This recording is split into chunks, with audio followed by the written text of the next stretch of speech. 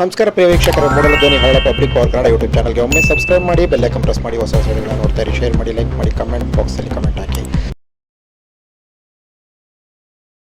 ರಾಜ್ಯದ ಪ್ರತಿಯೊಬ್ಬರು ಕೂಡ ನೆಮ್ಮದಿಯ ಮೂಲಭೂತ ಸೌಕರ್ಯಗಳನ್ನು ಪಡೆದು ಸ್ವಚ್ಛಾದ ಸುಂದರ ಭಾಷೆಯನ್ನು ನಿರ್ವಹಿಸಿಕೊಳ್ಳುವುದಕ್ಕೆ ಸಾಧ್ಯ ಅನ್ನೋದನ್ನ ಸಾಬೀತುಪಡಿಸಿ ತೋರಿಸಿದಂತಹ ಹೆಮ್ಮೆಯ ನಾಯಕರು, ಪ್ರಖ್ಯಾತ ಜನನಾಯಕರು, ನೈಜ ಜನಪರ ಕಾಳಜಿಯುಳ್ಳ ನಿಜ ನಾಯಕರು, ನಮ್ಮ ಹೆಮ್ಮೆಯ ಮುಖ್ಯಮಂತ್ರಿಗಳು ಸನ್ಮಾನ್ಯ ಶ್ರೀ ಸಿದ್ದರಾಮಯ್ಯವರನ್ನ ಎಲ್ಲರ ಪ್ರೀತಿಯ ಚಪ್ಪಾಳೆಗಳ ಮೂಲಕ ಮಾತಿಗೆ ಆಹ್ವಾನಿಸುವುದು.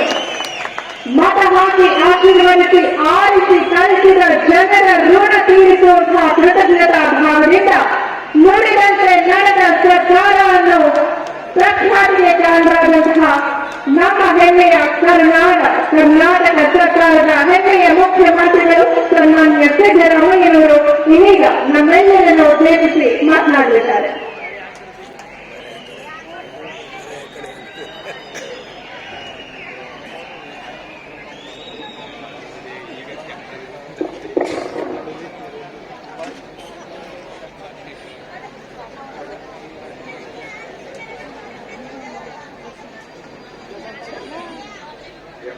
ಎರಡನೇ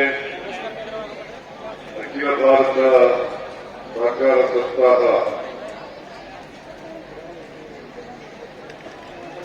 ಅದರ ಸಮಾರೋಪ ಸಮಾರಂಭ ಚಾಮರಾಜನಗರದಲ್ಲಿ ನಡೀತಾ ಇದೆ.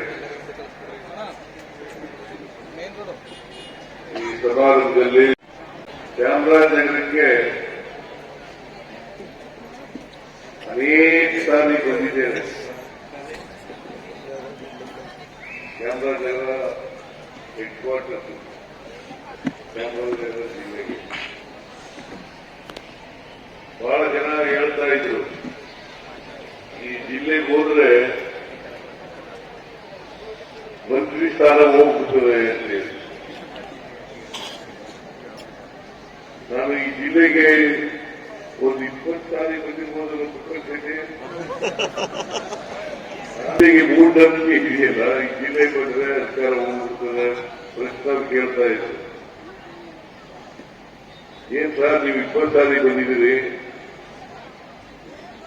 ಈ ಜಿಲ್ಲೆಗೆ ಬಂದು ನಿಮ್ಮ ಮುಖ್ಯಮಂತ್ರಿ ಸ್ಥಾನ ಗಟ್ಟಿಯಾಗುತ್ತಿದೆಯಾ ಅಂತ ಹೇಳಿ. ಬರೀ ನನ್ನ ಸ್ಥಾನ ಗಟ್ಟಿಯಾಗಿಲ್ಲ, ನಮ್ಮ ಪಕ್ಷದ ಅಧಿಕಾರನೇ ಗಟ್ಟಿಯಾಗಿದೆ ಅಂತಕ್ಕಂಥ ಮಾತುಗಳನ್ನು ಹೇಳಲಿಕ್ಕೆ ಬಯಸ್ತಾ ಇದ್ದೀನಿ. ನಮ್ಮ ಸರ್ಕಾರನೇ ಗಟ್ಟಿಯಾಗಿದೆ. ಆದ್ರಿಂದ ಯಾವಾಗ ಕರೆದರೂ ಕೂಡ ಚಾಮರಾಜನಗರಕ್ಕೆ ಬಂದೇ ಬರ್ತೀನಿ ಅಂತಕ್ಕಂಥ ಮಾತುಗಳನ್ನು ಹೇಳಲಿಕ್ಕೆ. ಇದು 72ನೇ ಅಖಿಲ ಭಾರತ ಸಪ್ತಾಹ ಬೆಂಗಳೂರಿನಲ್ಲಿ ಉದ್ಘಾಟನೆ ಆಯಿತು. ನಾನು ಮಾನ್ಯ ರಾಜಣ್ಣ ಅವರು ರಾಜೀನಾಮೆ ಕೊಟ್ಟ ಮೇಲೆ ಸಹಕಾರ ಮಂತ್ರಿಯಾಗಿದ್ದೀನಿ. ನಾನು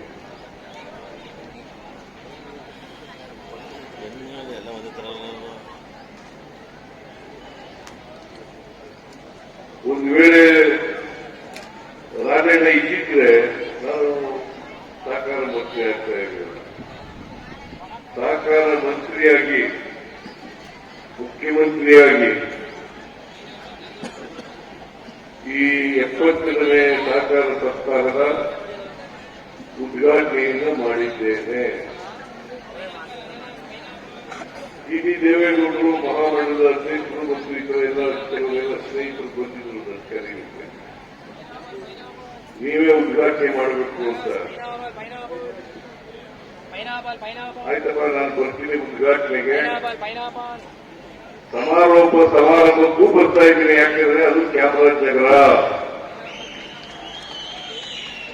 ನನ್ನ ಜಿಲ್ಲೆ. ಮೊದಲು ಮೈಸೂರು ಜಿಲ್ಲೆಯಲ್ಲೇ ಇತ್ತು, ಅದರಿಂದ ಅದು ನಮ್ಮ ಜಿಲ್ಲೆನೆ. ಮೈಸೂರು ಅಂತಂದ್ರೆ ಚಾಮರಾಜನಗರ ಸೇರ್ಕೊಂಡು ಮೈಸೂರು ಜಿಲ್ಲೆ ಆಗಿದೆ. ಆಮೇಲೆ ಈ ಜಿಲ್ಲೆ ಆಗುವಾಗ ಮಾಜಿ ಸಚಿವರಾದಂಥ ರಾಜೇಂದ್ರ ಬದುಕಿದ್ರು. ಅವರು ನಾನು ಈ ಹೊಸ ಜಿಲ್ಲೆ ಆದಾಗ ಉದ್ಘಾಟನೆಗೆ ಇಲ್ಲಿಯೇ ಬಂದಿದ್ದರು. ಅಂದು ಮುಖ್ಯಮಂತ್ರಿ ಆಗಿದ್ದಂತ ಜಯೇಶ್ ಪಟೇಲ್ ಮಾದೇಶ್ವರ ಬೆಟ್ಟದಲ್ಲಿ ಉದ್ಘಾಟನೆ ಮಾಡಿದ್ರು. ನಾನು ರಾಜ್ಯನವರು ಇಲ್ಲಿ ಉದ್ಘಾಟನೆ ಮಾಡಿದ್ರು. ವಾಟಾಳ್ ನಾಗರಾಜ್ ಕೂಡ MLA ಆಗಿದ್ರು. ಅವರು ಅಲ್ಲಿಗೆ ಹೋದ್ರು ಮಾದೇಶ್ವರ. ನಾನು ರಾಜ್ಯದವರು ಇದ್ರು ಉದ್ಘಾಟನೆ ಮಾಡಿದ್ರು. ಅದರಿಂದ ಇದು ಒಂದು ಪ್ರತ್ಯೇಕ ಜಿಲ್ಲೆಯಾಗಿ ಮಾರ್ಪಟ್ಟಿತು. ಈ ಜಿಲ್ಲೆಯಲ್ಲಿ ಈಗ ಸಹಕಾರ ಬ್ಯಾಂಕ್ ಇದೆ, ಹಾಲು ಉತ್ಪಾದಕರ ಸಹಕಾರ ಸಂಘ ಕೂಡ ಯೂನಿಯನ್ ಇದೆ, ಮಿಲ್ಕ್ ಯೂನಿಯನ್ ಇದೆ. ರಂಜಿತ್ ಪ್ರಸಾದ್ ನೀವು ಕೋಪರೇಟಿವ್ ಯೂನಿಯನ್ ಅಧ್ಯಕ್ಷರು. ಈಗ ಇವ್ರಿಗೆ ಈ ವರ್ಷ ಸಹಕಾರ ರತ್ನ ಕೂಡ ಕೊಟ್ಟದೆ. ರಂಜಿತ್ ಅವರು ಪುಟ್ಟರಾಜ್ ಶೆಟ್ಟಿಗೂ ಸಹಕಾರ ರತ್ನ ಕೊಟ್ಟದೆ. ಇನ್ನೇ ಅದಕ್ಕೆ ಕೊಡ್ತಾರೆ ಜಿಲ್ಲೆಯಲ್ಲಿ. ಶಂಕರೇಗೌಡ ನರಸೀಪುರ ತಾಲೂಕು ನಮ್ಮ ಜಿಲ್ಲೆ. ಸಿದ್ದೇಗೌಡರಿಗೆ ಇವರೆಲ್ಲ ಸಹಕಾರ ಸಂಘಗಳಲ್ಲಿ ಬಹಳ ದೀರ್ಘಕಾಲದಿಂದ ಕೆಲಸ ಮಾಡಿದ್ದಾರೆ. ಸಮಾಜದ ಅಭಿವೃದ್ಧಿಗಾಗಿ ಕೆಲಸ ಮಾಡಿದ್ದಾರೆ, ಸಹಕಾರಿಗಳಾಗಿ ಕೆಲಸ ಮಾಡಿದ್ದಾರೆ. ಅವ್ರಿಗೆಲ್ಲರಿಗೂ ಕೂಡ ಅಭಿನಂದನೆಗಳನ್ನು ಸಲ್ಲಿಸಲಿಕ್ಕೆ ಬಯಸ್ತಾ ಇದ್ದೇನೆ. ಕಾರ್ಯಕರ್ತರು, ಉಸ್ತುವಾರಿ ಸಚಿವರು ವೆಂಕಟೇಶ್ ಅವರು ಮತ್ತೆ ಜಿಲ್ಲೆಯ ಎಲ್ಲ ಶಾಸಕರು AR ಕೃಷ್ಣಮೂರ್ತಿ, ಗಣೇಶ್ ಪ್ರಸಾದ್ ಮತ್ತೆ ಧ್ರುವನಾರಾಯಣ್ ದರ್ಶನ್ ಧ್ರುವನಾರಾಯಣ್, ಮಂಜುನಾಥ್ ಅನೂರು ಶಾಸಕರು. ಯಾರು ಆಮೇಲೆ ಲೋಕಸಭಾ ಸದಸ್ಯ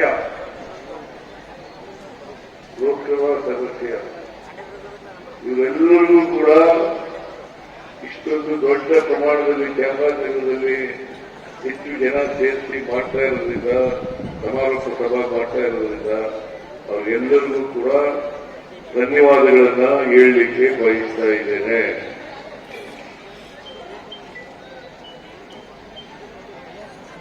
ನಾನು ಜಿಟಿ ದೇವೇಗೌಡರು ಬಂದಾಗ ಚಾಮರಾಜನಗರ ಜಿಲ್ಲೆ ನಮ್ಮ ಜಿಲ್ಲೆ, ನಾನೇ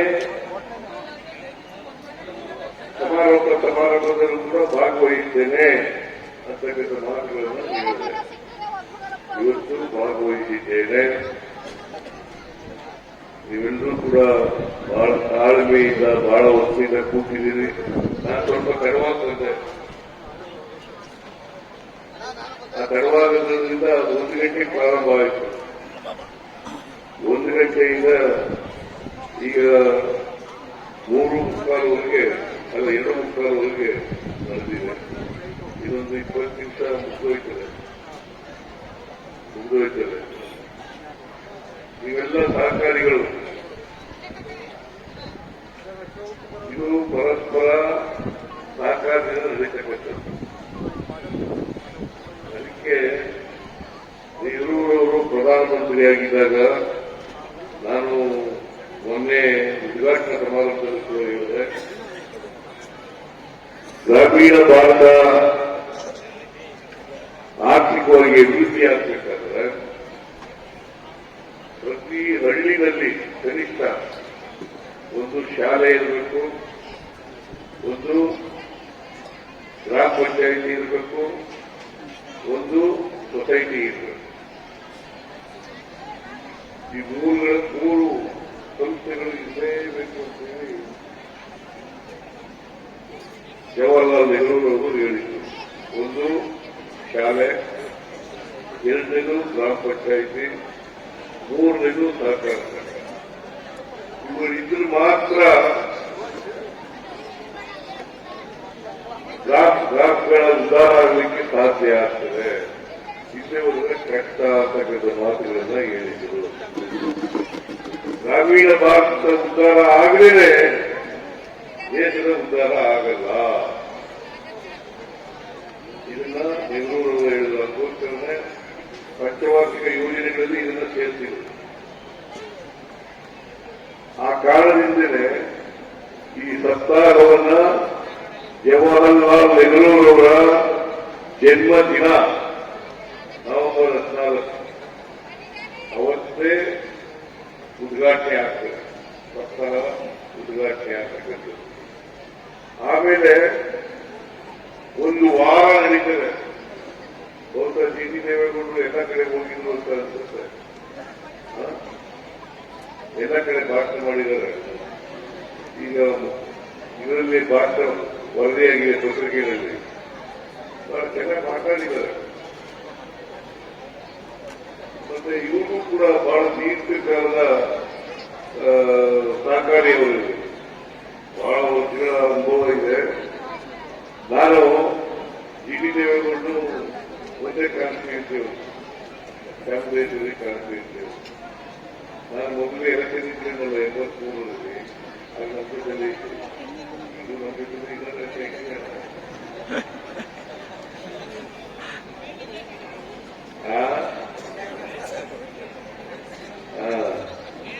ಎರಡ್ 2006 ಬದಲಿದ್ರು. ಆಮೇಲೆ ಬೇರೆ ಆದರು ಎಲ್ಲ ಬೇರೆ ಪಕ್ಷದ್ದು. ನಾನು ನನ್ನ ಪಕ್ಷದಿಂದ ತಗಲಾಕ್ತೀನಿ. ಇವ ಆಸಾಮಿ ಅದೇ ಉಳ್ಬೇಕ.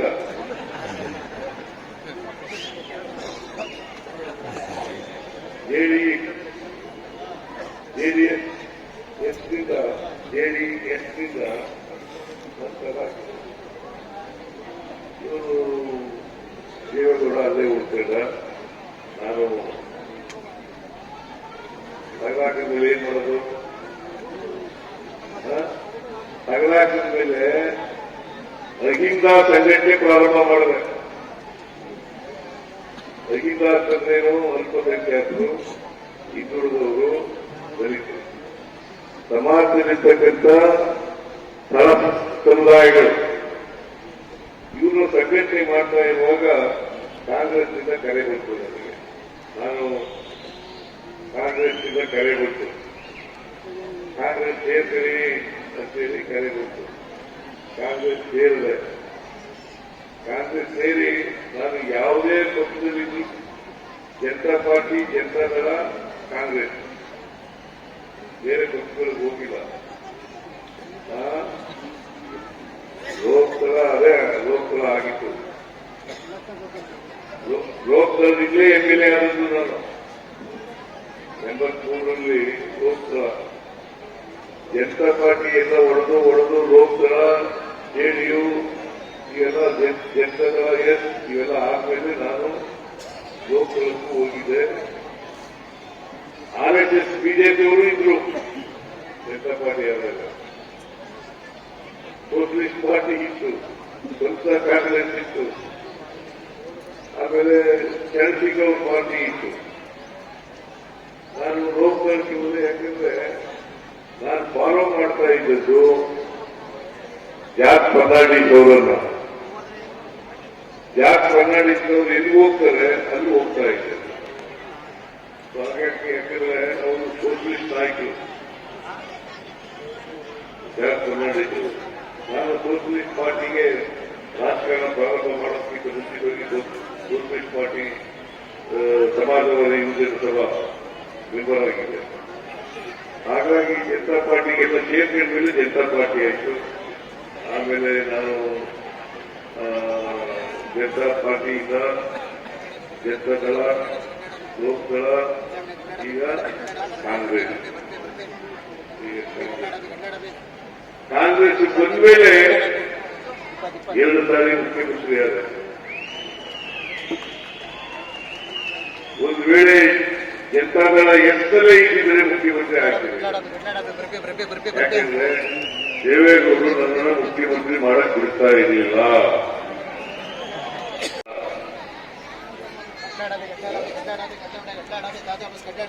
ಡಿಟಿ ವಿರುದ್ಧ ಇಲ್ಲ, ನನಗೆ ಡಿಟಿ ಯಾವಾಗ ವಿರುದ್ಧ ಇಲ್ಲ. ಡಿಟಿ ನಂತರವಾಗಿ ಇರ್ತಾನೆ, ಆದ್ರೆ ಜೆಡಿಎಸ್ ಇದ್ದಾನೆ.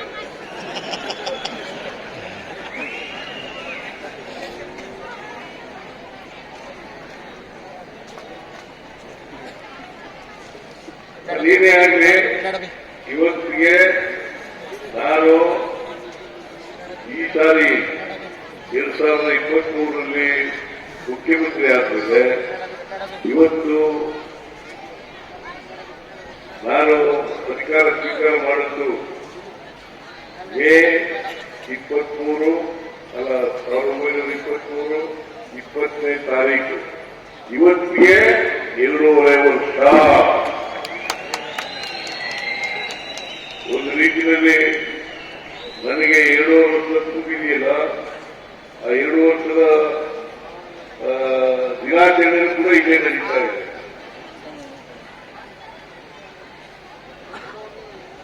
ಆ ದಿನಗಳು ಕೂಡ ಇಲ್ಲೇ ನಡೀತಾ ಇದೆ. ನಿಮ್ಮೆಲ್ಲರ ಆಶೀರ್ವಾದದಿಂದ, ಕರ್ನಾಟಕದ ಜನರ ಆಶೀರ್ವಾದದಿಂದ ನನಗೆ 2 ಸಾರಿ ಮುಖ್ಯಮಂತ್ರಿ ಆಗ್ತಕ್ಕಂಥ ಅವಕಾಶ ಸಿಕ್ತು.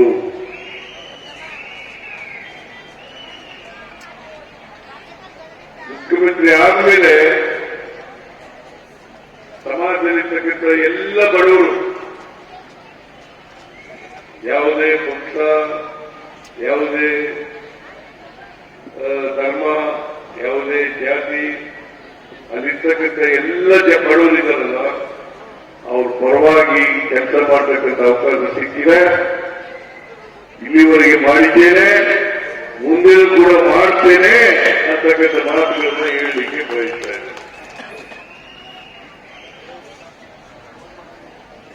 ಈಗ 83ರಿಂದ ಅಲ್ಲ 2013ರಿಂದ 18ವರೆಗೆ ಮುಖ್ಯಮಂತ್ರಿಯಾಗಿರುವಾಗ ಅನೇಕ ಭಾಗ್ಯಗಳನ್ನ ನಾವು ಕೊಟ್ಟವು.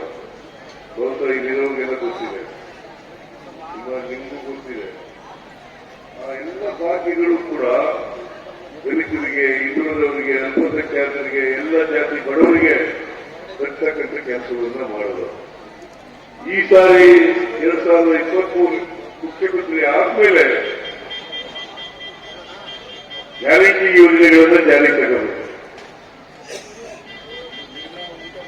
ಈ ಗ್ಯಾರಂಟಿ ಯೋಜನೆಗಳ ಮೂಲಕ ಸಮಾಜದಲ್ಲಿರ್ತಕ್ಕಂಥ ಅಸಮಾನತೆಯನ್ನ ನಿವಾರಣೆ ಮಾಡತಕ್ಕಂಥ ಪ್ರಯತ್ನವನ್ನು ಮಾಡಿದ್ದೇವೆ. ಸಮಾಜದಲ್ಲಿ ಅಸಮಾನತೆ ಹೋಗದೇನೆ ಜಾತಿ ವ್ಯವಸ್ಥೆ ಹೋಗಲ್ಲ. ಎಲ್ರಿಗೂ ಸಾಮಾಜಿಕ, ಆರ್ಥಿಕ ಶಕ್ತಿ ಬಂದಾಗ ಮಾತ್ರ ಜಾತಿ ಹೋಗ್ತದೆ ಹೊರತು ಇಬ್ಬರು ಹೋಗಲ್ಲ. ಶಕ್ತಿ ಬರಬೇಕು, ಸಾಮಾಜಿಕವಾಗಿ ಶಕ್ತಿ ಬರಬೇಕು, ಆರ್ಥಿಕವಾಗಿ ಶಕ್ತಿ ಬರಬೇಕು, ಶೈಕ್ಷಣಿಕವಾಗಿ ಶಕ್ತಿ ಬರಬೇಕು, ರಾಜಕೀಯವಾಗಿ ಶಕ್ತಿ ಬರಬೇಕು. ಆ ಶಕ್ತಿ ಬಂದಾಗ ಮಾತ್ರ ಹೋಗ್ಲಿಕ್ಕೆ ಸಾಧ್ಯ ಇದೆ. ಈಗ ಮುದ್ರಾ ಕ್ಷೇತ್ರ ಇದ್ದಾರೆ. ಮುದ್ರಾ ಕ್ಷೇತ್ರ ಒಂದು ಹಿಂದುಳಿದ ಸಮಾಜಕ್ಕೆ ಸೇರಿದರು. ಚಾಮರಾಜನಗರದಲ್ಲಿ 4 ಬಾರಿ ಶಾಸಕರಾಗಿದ್ದರು. ಮುಂದೇನೋ ಆಗ್ತಾರೆ ಅಂತಕ್ಕಂಥ ವಿಶ್ವಾಸ ಇದೆ. ಅವ್ರಿಗೆ ಮುದ್ರಾ ಕ್ಷೇತ್ರಕ್ಕೆ ದಿನಾಂಕದಲ್ಲಿ ಒಬ್ಬರು ಮಂತ್ರಿ ಶಾಸಕರು ಮಂತ್ರಿ ಮಾಡಿದ್ದೆ.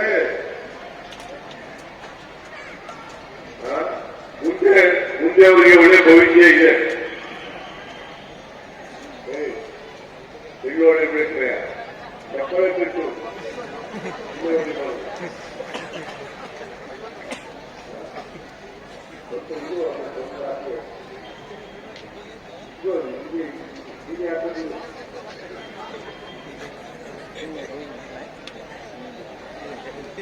ಚಾಮರಾಜನಗರ ಜಿಲ್ಲೆಯವರು ಯಾವಾಗಲೂ ಕೂಡ ಇಲ್ಲಿ ದಲಿತರು, ಹಿಂದುಳಿದವರು, ಅಲ್ಪಸಂಖ್ಯಾತರು, ಮುಂದುವರೆದ ಜನಾಂಗ ಎಲ್ಲರೂ ಕೂಡ ನನಗೆ ಬೆಂಬಲವನ್ನ ಕೊಟ್ಟಿದ್ದಾರೆ. ನಾನು ನಿಮ್ಮ ಜಿಲ್ಲೆಯನ್ನ ಯಾವಾಗಲೂ ಕೂಡ ಮರೆಯಲಿಕ್ಕೆ ಸಾಧ್ಯ ಇಲ್ಲ.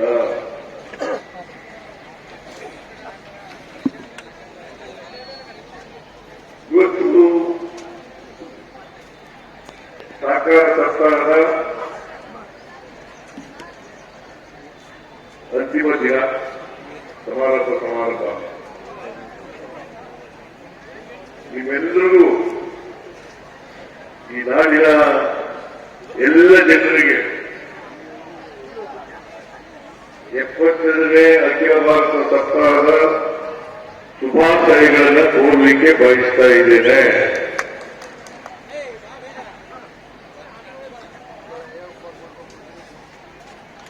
ಸರ್ಕಾರ ಚಳುವಳಿ ಪ್ರಾರಂಭವಾಗಿ ಕರ್ನಾಟಕದಲ್ಲಿ 120 ವರ್ಷಗಳಾಯಿತು. 120 ವರ್ಷಗಳು. 2004ರಲ್ಲಿ ಕಾನೂನು 1904ರಲ್ಲಿ ಕಾನೂನು. ಆಗ ಗದಗಿನ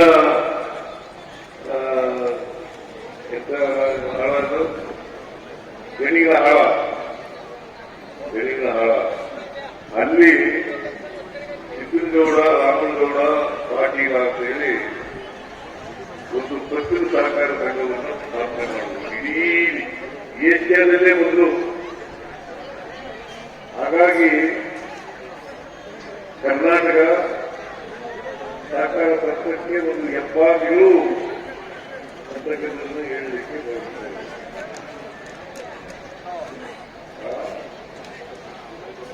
ಆರ್ಥಿಕ ಹೆಬ್ಬಾಗಿಲು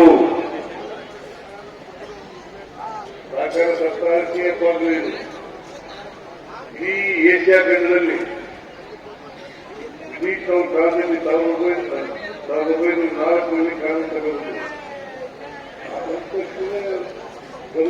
ಪರಿಣಾಮದಲ್ಲಿ ಈ ಸಿದ್ದನಗೌಡ ಸಂಘಗಳಿದ್ದಾವೆ. ಅದು ಮುಂದಿನ ವರ್ಷ ಅದು ಹೆಚ್ಚು ಸಹಕಾರ ಬೆಂಗಾಗಲಿಕ್ಕೆ ಪ್ರಯತ್ನವನ್ನು ಮಾಡಿದೆ. ಸಹಕಾರ ಸಂಘ ಬೆಳೀತಾ ಹೋಗಬೇಕು. ಬದುಕಿನ ಅನೇಕ ಕ್ಷೇತ್ರಗಳಲ್ಲಿ ಸಹಕಾರ ಸಂಘದ ಬೆಳವಣಿಗೆ ಆದರೆ ನಾನು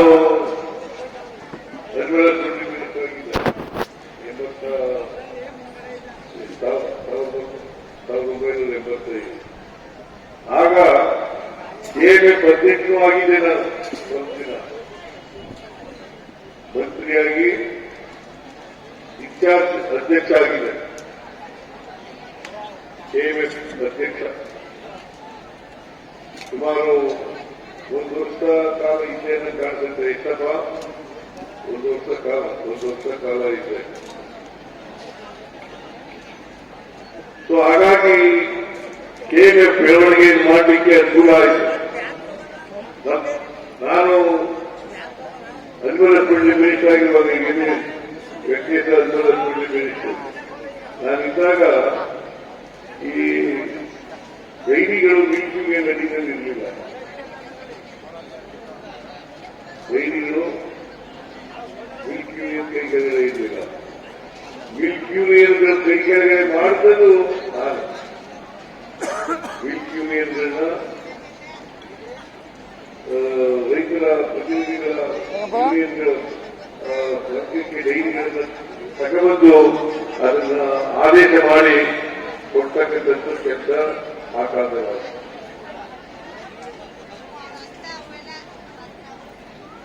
ಈಗ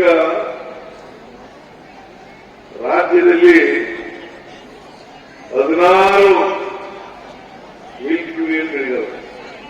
16 ಮಿಲ್ಕ್ ಯೂನಿಯನ್ಗಳಿವೆ.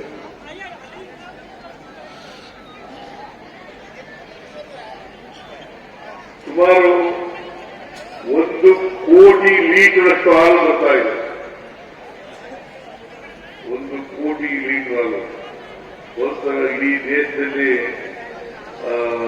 ಗುಜರಾತ್ ಬಿಟ್ಟರೆ ಗುಜರಾತ್ ಬಿಟ್ಟರೆ ಕರ್ನಾಟಕನೇ ನಂಬರ್ 2.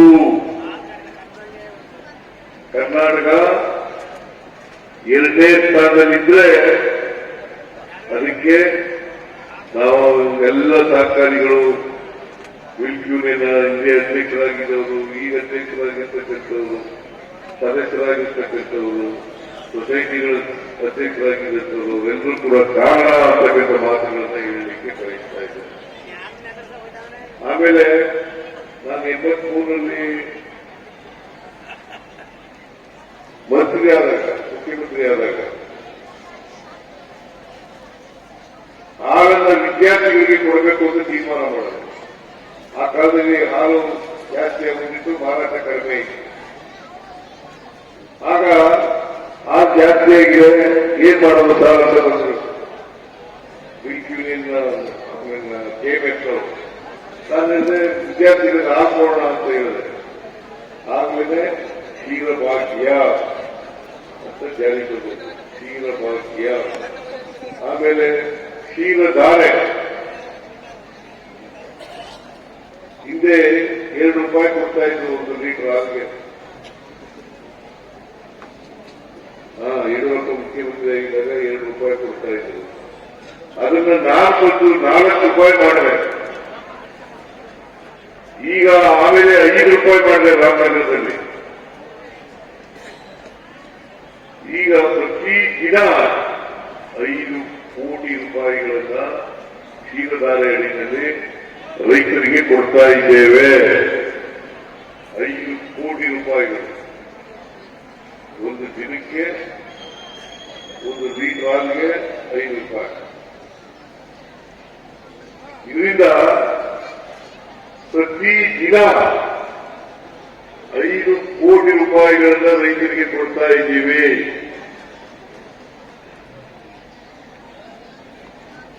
ಆಮೇಲೆ ಈ ಕ್ಷೀರಧಾರೆ ದುಡ್ಡಿನ ಉಳಿದೋಗ್ತಿತ್ತು. ಇದೇ ಸರ್ಕಾರದಲ್ಲಿ ₹850 ಕೋಟಿ ಉಳಿದೋಗ್ತಿತ್ತು.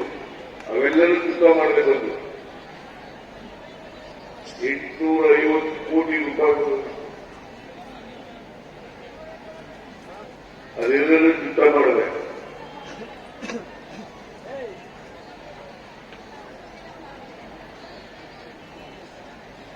ಆಮೇಲೆ ಚಾಮರಾಜನಗರ ಹಾಲು ಒಕ್ಕೂಟ ಒಂದ್ಸಾರಿ ಹಣ ಕೊಟ್ಟಿದ್ದೆ ನಾನು. 73 ಕೋಟಿ ಕೊಟ್ಟಿದ್ದೆ. ಇನ್ನೂ 51 ಕೋಟಿ ಕೊಡಬೇಕು ಅಂತ ಹೇಳ್ತಾ ಇದ್ದಾರೆ. ಈಗ ಅಧ್ಯಕ್ಷ ತಪ್ಪಾಗಿದೆಯಾ?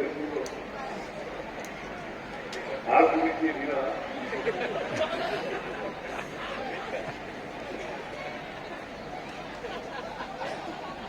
ಅದನ್ನು ಕೂಡ ಕೊಡೋಣ.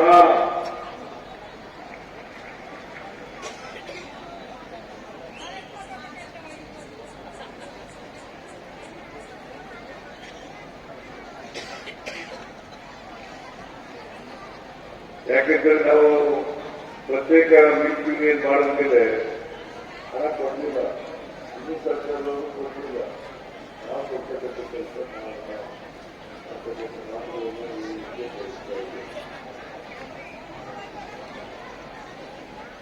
ಆಮೇಲೆ ನಾವು ಬಂದ್ಮೇಲೆ 2 ಸಾರಿ ಹಾಲು ಬೆಲೆ ಹೆಚ್ಚು ಮಾಡಿದ್ದೀವಿ. 2 ಸಾರಿ 2023 ಒಂದ್ಸಾರಿ, 25-26 ಒಂದ್ಸಾರಿ. ಒಂದ್ಸಾರಿ ₹3 ಹೆಚ್ಚು ಮಾಡಿದೆ 1 ಲೀಟರ್ ಹಾಲಿಗೆ, ಇನ್ನೊಂದ್ಸಾರಿ ₹4 ಹೆಚ್ಚು ಮಾಡಿದೆ. ಬಟ್ ಅದೆಲ್ಲರೂ ಕೂಡ ನೇರವಾಗಿ ಹಾಲು ಉತ್ಪಾದಕರಿಗೆ ತಲುಪತಕ್ಕಂಥ ಕೆಲಸವನ್ನು ಮಾಡಬಹುದು. ಯಾಕಂದ್ರೆ ಮಿಲ್ಕ್ ಯೂನಿಯನ್ಗಳು ಖರ್ಚು ಮಾಡ್ಕೊಳ್ಳೋದಿಲ್ಲ. ಯಾರು ಹಾಲು ಉತ್ಪಾದಕರಿದ್ದಾರೆ ಹಾಲು ಉತ್ಪಾದಕರಿಗೆ ಕೊಡ್ತಕ್ಕಂಥ ಕೆಲಸವನ್ನು ಮಾಡಬಹುದು. ಅದರಿಂದ ಕರ್ನಾಟಕದಲ್ಲಿ ಎಲ್ಲ ಜಿಲ್ಲೆಗಳು ಕೇಳ್ತಾ ಇದ್ದಾರೆ. ಬೇರೆ ಬೇರೆ ಜಿಲ್ಲೆಗಳು ಕೇಳ್ತಾ ಇದ್ದಾರೆ, ನಮಗೆ ಯೂನಿಯನ್ ಮಾಡಿಕೊಡಿ ಅಂತ ಕೇಳ್ತಾ ಇದ್ದಾರೆ. ಈಗ ಕೋಲಾರದಲ್ಲಿ ಚಿಕ್ಕಬಳ್ಳಾಪುರದವರು ಕೇಳ್ತಾ ಇದ್ದಾರೆ.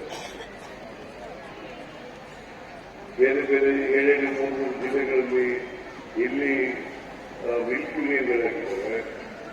ಈಗ ಗುಲ್ಬರ್ಗಾದಲ್ಲಿ ಬೀದರ್, ಕಲಬುರಗಿ, ಯಾದಗಿರಿ ಸೇರಿ ಒಂದಾಗಿದೆ. ಆಮೇಲೆ ಬೇರೆ ಮಿಲ್ಕ್ ಯೂನಿಯನ್ಗಳಿದಾವಲ್ಲ, ಆ ಮಿಲ್ಕ್ ಯೂನಿಯನ್ಗಳನ್ನೆಲ್ಲ ಈಗ ಹಾಲು ಉತ್ಪಾದನೆ ಹೆಚ್ಚಾಗಾದ್ರೆ ಅಲ್ಲಿ ಒಂದು ಯೂನಿಯನ್ಗಳನ್ನ ಮಾಡ್ತಕ್ಕಂಥ ಜಿಲ್ಲೆಗಳಿದ್ದಾವೆ. 31 ಜಿಲ್ಲೆಗಳಲ್ಲೂ ಕೂಡ ಮಿಲ್ಕ್ ಯೂನಿಯನ್ಗಳನ್ನ ಮಾಡ್ತೇವೆ ಅಂತಕ್ಕಂಥ ಮಾತುಗಳನ್ನ ಹೇಳಲಿಕ್ಕೆ ಬಯಸ್ತಾ ಇದ್ದಾರೆ.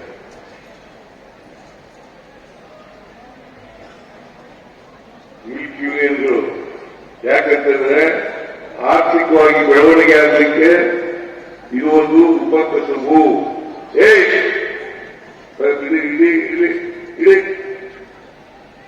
ನಿಮ್ಮನ್ನು ನೋಡಕ್ಕ ಜನ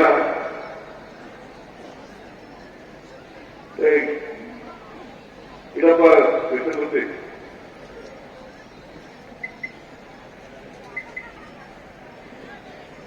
ಎಲ್ಲ ಖಾಲಿ ಆಗೋದು. ಇದೇನು ಭಾಷಣ ಮಾಡೋದು? ಯಾರು ಭಾಷಣ ಮಾಡ್ಲಿ? ಎಲ್ಲ ಇದಕ್ಕೆ ನೋಡ್ರಯ್ಯ,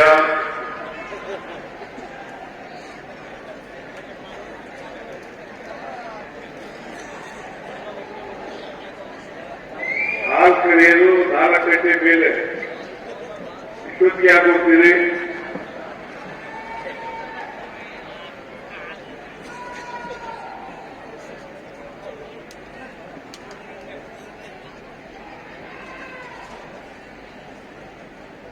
ಆದ್ರಿಂದ ನಾನು ಹೆಚ್ಚು ಮಾತಾಡಕ್ಕಿದ್ದಲ್ಲ. ನಿಲ್ಸ್ಬಿಟ್ಟೇನೆ ನೀಡಿದ್ದೇವೆ ಕೂಡ.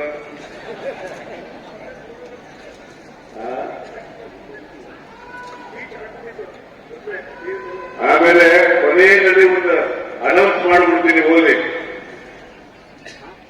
ಈ ಸಹಕಾರ ಸಂಘಗಳಲ್ಲಿ ನೇಮಕಾತಿ ಮಾಡ್ತೀವಲ್ಲ, ಮಾಡುವಾಗ ನೇಮಕಾತಿ ಮಾಡುವಾಗ ಸರ್ಕಾರದಲ್ಲಿ ಈ ಕೋಆಪರೇಷನ್ ಅಲ್ಲಿ ಡಿಗ್ರಿ ಮಾಡಿರ್ತಕ್ಕಂಥವ್ರು, ಡಿಪ್ಲೊಮಾ ಮಾಡಿರ್ತಕ್ಕಂಥವ್ರು ಅವರಿಗೆ ಆದ್ಯತೆಯನ್ನ ಕೊಡ್ತಕ್ಕಂಥ ಕೆಲಸವನ್ನ ಮಾಡ್ತೇವೆ. ಆಮೇಲೆ ಮಾಧ್ಯಮಿಕ ಮತ್ತು ಪ್ರೌಢ ಶಿಕ್ಷಣ ಪಠ್ಯಪುಸ್ತಕಗಳಲ್ಲಿ ಸಹಕಾರದ ಬಗ್ಗೆ ಒಂದು ಪಠ್ಯಕ್ರಮದಲ್ಲಿ ಸೇರಿಸ್ತಕ್ಕಂಥ ಕೆಲಸವನ್ನು ಮಾಡ್ತೇವೆ.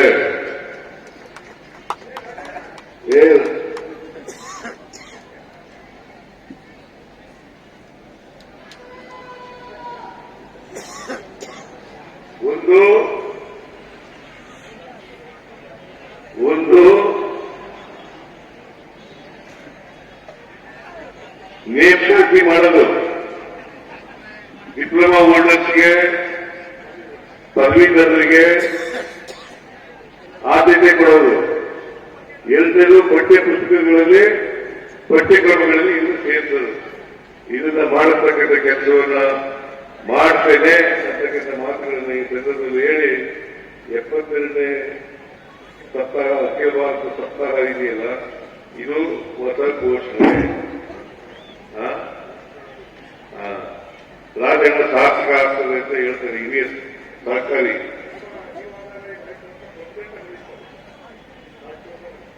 ಅದನ್ನು ಮಾಡಿಕೊಡ್ತೇನೆ ಅಂತಕ್ಕಂಥ ಮಾತುಗಳನ್ನು ಹೇಳಿ ನೀವೆಲ್ಲ ಪಾಪ ಹಸ್ಕೊಂಡು ಕೂತಿದ್ದೀರಿ. ಹೇಳು ನೀವು ಈಗ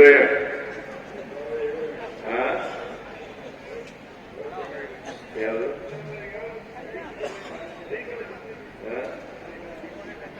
ಏನು ಈಗ ಹೇಳಕ್ಕಾಗಲ್ಲ, ಈಗ ಮಾಡಕ್ಕಾಗಲ್ಲ. ಏನೇ ಇರಲಿ, ಈ ವರ್ಷದ ಸಹಕಾರ 72ನೇ ಅಖಿಲ ಭಾರತ ಸಹಕಾರ ಸಪ್ತಾಹವನ್ನ ಚಾಮರಾಜನಗರದಲ್ಲಿ ಸಮಾರೋಪ ಸಮಾರಂಭ ನಡೆದಿದೆ. ನೀವೆಲ್ಲ ಹೆಚ್ಚಿನ ಸಂಖ್ಯೆಯಲ್ಲಿ ಬಂದಿದ್ದೀರಿ. ನೀವೆಲ್ಲರೂ ಕೂಡ ಹೆಚ್ಚು ಹೆಚ್ಚು ಸಹಕಾರದ ಸಂಘಗಳನ್ನು ಸ್ಥಾಪನೆ ಮಾಡಬೇಕು, ಸಹಕಾರಿಗಳಾಗಬೇಕು. ಜೊತೆಗೆ ನಾನು ಮಾಡೋದು ಇನ್ನೊಂದೇನು ಗೊತ್ತಾ, ಪರಿಶಿಷ್ಟ ಜಾತಿ ಪರಿಶಿಷ್ಟ ಪಂಗಡದವರಿಗೆ ಫ್ರೀಯಾಗಿ ಸದಸ್ಯತ್ವ ಮಾಡ್ತಕ್ಕಂಥ ಕೆಲಸ. ಏನಪ್ಪ ಕೇಳೋಣ. ನಾನು ಬಂದ ಮೇಲೆ ಅದನ್ನು ಕೂಡ ಮಾಡಿದ್ದೀನಿ. ಉಚಿತವಾಗಿ ಸಹಕಾರಿಗಳಾಗಬೇಕು ಅಂತಕ್ಕಂಥದ್ದನ್ನು ಮಾಡಿದ್ದೀನಿ. ಅದರಿಂದ ನೀವೆಲ್ಲ ಸಹಕಾರಿಗಳಾಗಬೇಕು, ಆರ್ಥಿಕ ಅಭಿವೃದ್ಧಿ ಮಾಡಬೇಕು, ರಾಜ್ಯದ ಈ ಕೆಲಸವನ್ನು ನೀವು ಮಾಡಲಿ ಅಂತೇಳಿ ಹಾರೈಸಿ ಈ ವರ್ಷದ 70ನೇ ಸಪ್ತಾಹ ಯಶಸ್ವಿಯಾಗಿದೆ ಅಂತಕ್ಕಂಥ ಮಾತುಗಳನ್ನು ಹೇಳಿ ಅದಕ್ಕಾಗಿ ಶ್ರಮಿಸಿದಂತ ಎಲ್ಲ ಸಹಕಾರಿಗಳು, ಡಿ ದೇವೇಗೌಡರು, ಇಲಾಖೆಯವರು, ರಾಜಣ್ಣ ಅವರು, ಇನ್ಯಾರು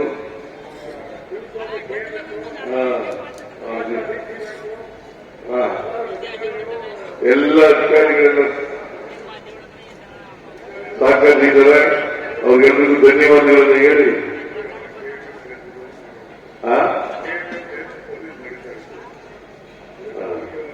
ಅದಕ್ಕೆ ವಿಶೇಷವಾಗಿ ಕೆಎಂಎಫ್ನ ಎಂಡಿ ಶಿವಸ್ವಾಮಿ ಮತ್ತು ಇತರರಿಗೆ ಎಲ್ಲ ಡೈರೆಕ್ಟರ್ಗಳಿಗೆ, ನಿರ್ದೇಶಕರಿಗೆ ಧನ್ಯವಾದಗಳನ್ನು ಹೇಳಿ ನನ್ನ ಮಾತನ್ನು ಮುಗಿಸ್ತೇನೆ.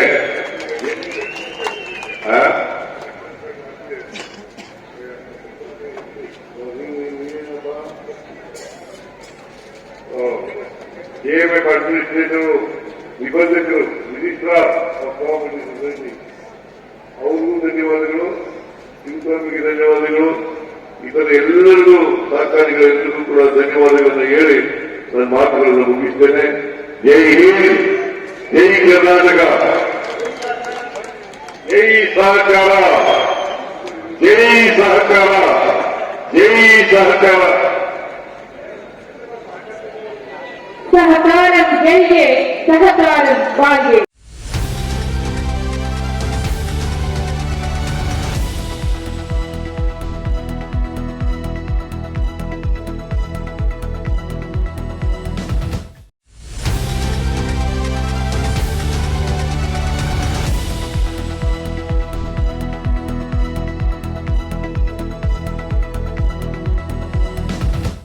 ಮೂಡಲ ಧ್ವನಿ ಹವಳ ಪಬ್ಲಿಕ್ ಪವರ್ ಕನ್ನಡ ಯೂಟ್ಯೂಬ್ ಚಾನಲ್ಗೆ ಒಮ್ಮೆ ಸಬ್ಸ್ಕ್ರೈಬ್ ಮಾಡಿ, ಬೆಲ್ ಐಕಾನ್ ಪ್ರೆಸ್ ಮಾಡಿ ಹೊಸ ವಿಡಿಯೋಗಳನ್ನ ನೋಡ್ತಾ